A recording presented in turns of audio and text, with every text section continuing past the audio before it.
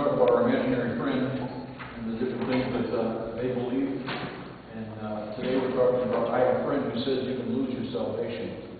Next week we're going to realize that this friend is lonely. I have a friend who's lonely. And talk about loneliness. I'm just trying to equip you to talk to some of the people that you know all over the world. Let's pause for prayer as we begin, shall we? God, thank you so much that you got a hold of us. And that it's you hanging on to us that is really important. Not how much we can try to impress you with who we are, or how much we can impress you with how much we can hang on to you, or how close you can be. You got a hold of us. And that as we go through those storms of life, it's good to know that you walk through those storms with us. You never leave us, never forsake us. As we open your word now, God, just make it very clear to us what the Bible says. We come to you with an open heart, open mind, and ask you, Holy Spirit, talk to us. In Christ's name, amen. The Golden Gate Bridge was built in 1937. At that time, it cost $77 million. Imagine 1937, just after the Depression, what $77 million was worth.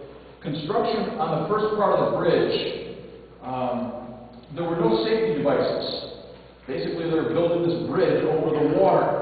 And as a result of that, 23 men fell to their death in the waters of San Francisco Bay. So halfway through the construction of the Golden Gate Bridge, they stopped the construction and decided that they were going to raise some money to build a net to put it underneath this bridge. And they raised $100,000 to build a safety net.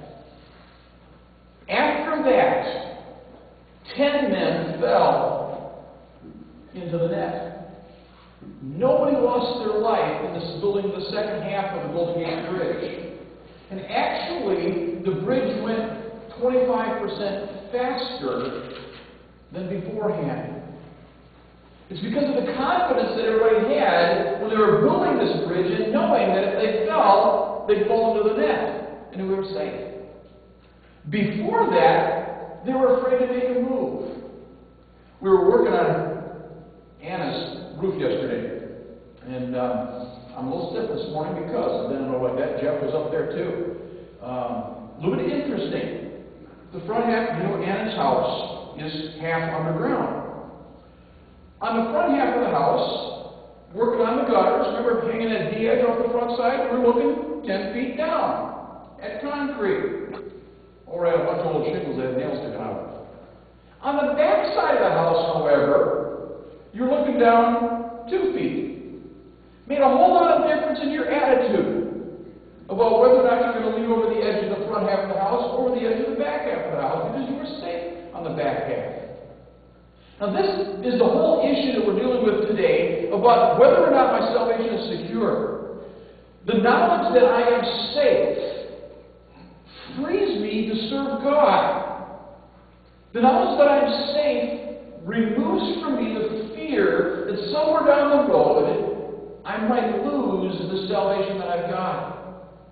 If you've been a Christian for any length of time, you've probably run into a few people who are afraid that they might lose their salvation because of something that they do. Typical statement might be like this: well, I've done such and such one too many times, and so God has given me up. And even use a biblical term, a reprobate mind. Right? They're just giving me up. I don't want to step over the line and sin one too many times. There are even people that believe if you get divorced, that God then takes your salvation away. Suicide is one of those things too. Nowhere in the Bible does it say that suicide means you lose your salvation. But there are a lot of people that believe that.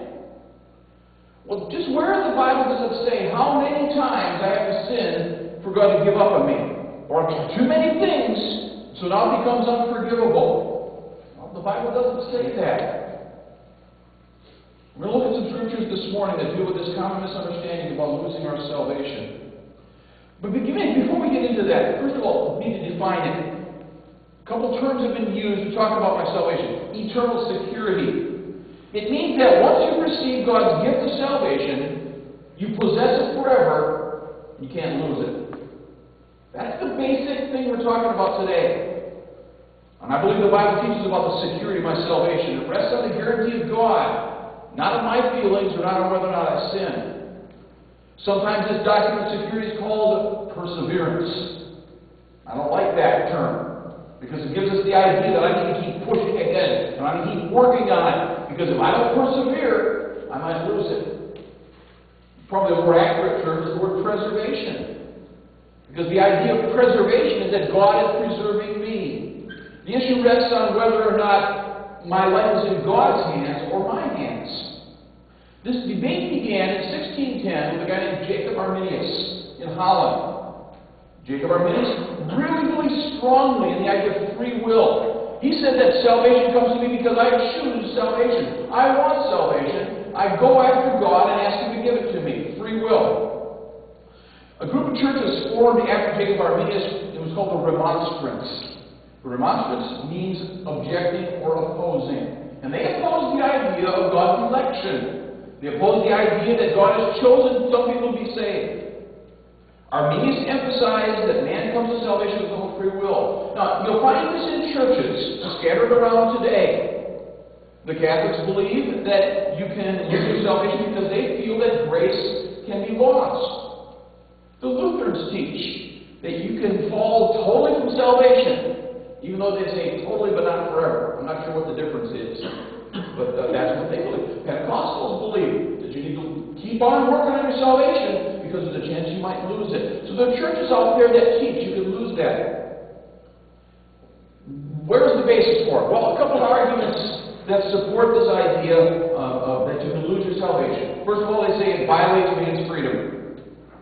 Eternal security makes people into robots. They have no choice. And if somebody really wants to get rid of God, he can turn God loose. And he can say, no, don't want it anymore. Sometimes people blaspheme. Sometimes people curse God and say, I don't want it anymore. And so the argument for losing your salvation says that eternal security is like becoming a robot. You're going to be saved whether you want to or not. Other people say that eternal security gives people a license to sin. Because God's going to forgive me anyway. There's nothing I can do to lose it. So therefore I'm going to sin. Well, that's like saying, because I have health insurance, I'm going to jump off a third-story window or drink bleach. Now, just because I've got health insurance doesn't mean I have to do something foolish to try and use that health insurance. And so, just because I have forgiveness for my sins, and just because I say that God's going to hang on to me, doesn't mean I'm going to run around sinning because it doesn't make a difference. That gets into the book of Romans where it says, are we going to sin so that we can have more grace? That's not the way the Christian is supposed to think. Other people say that this eternal security thing encourages laziness in the Christian life. Because it doesn't make any difference if I read my Bible. It doesn't make any difference if I go to church. It doesn't make any difference whether or not I really want to grow as a Christian. Doesn't matter if I serve God, because I'm going to get into heaven anyway.